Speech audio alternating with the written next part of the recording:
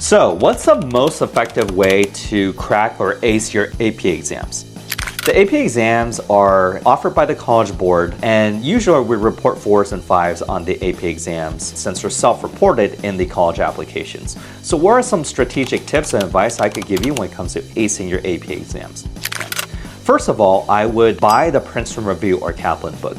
I would not rely on what your school teaches you because the material that they teach you may not be aligned with what they teach on the AP curriculum.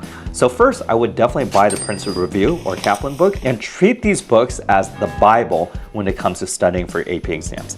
Definitely don't treat your school coursework or your school textbook as the main studying source of material because that does not correlate or align what's covered on the AP exam. It's a Princeton Review or the Kaplan book. I would get both. And then once you get both books, I would study one of them when it comes to taking notes. Usually Kaplan's a little bit better when it comes to the actual chapters that you're studying, although Princeton Review is perfectly fine alternative or option as well.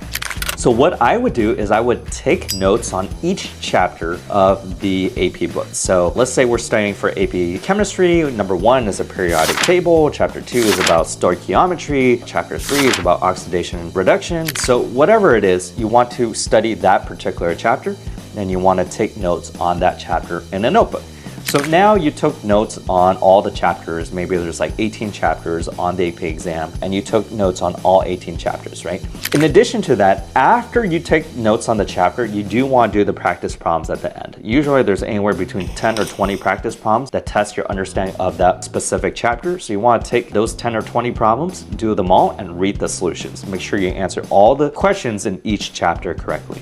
After that, then you want to start taking practice AP exams. That's why I suggested that you get both the Princeton Review and the Kaplan book because you're going to run out of practice exams, right? So you want to take all the practice exams from the Princeton Review and the Kaplan and make sure you understand all the problems. And so you do want to reference those notes that you took on the Princeton Review or the Kaplan book when you do those practice exams because those are the fundamental building blocks that you need to answer any of those practice problems correctly. So I think a big mistake students make is that they tend to rely on their school coursework. They tend to rely on their school material to teach them what they know. They tend to rely on their teachers to teach them what they know. And a lot of times they have terrible teachers who don't really know how to teach the AP curriculum. And that's why the organizations like the Princeton Review or Kaplan exist. So you definitely want to study those books thoroughly. Treat those as a Bible or the main source of studying material. Take notes on each of those chapters, do the practice problems, read the solutions, and take lots of practice exams. This is the most effective way to acing the AP exams.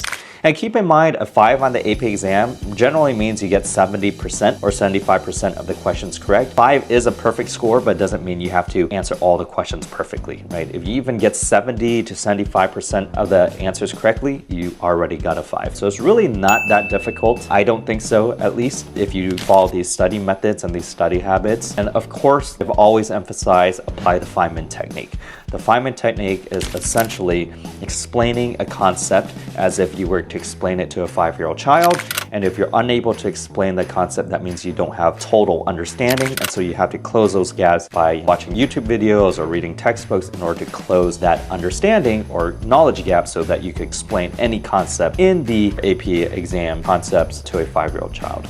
If you like what we talked about today, hit the subscribe button, give us a like. We'll be sharing more tips and advice when it comes to the college admissions process.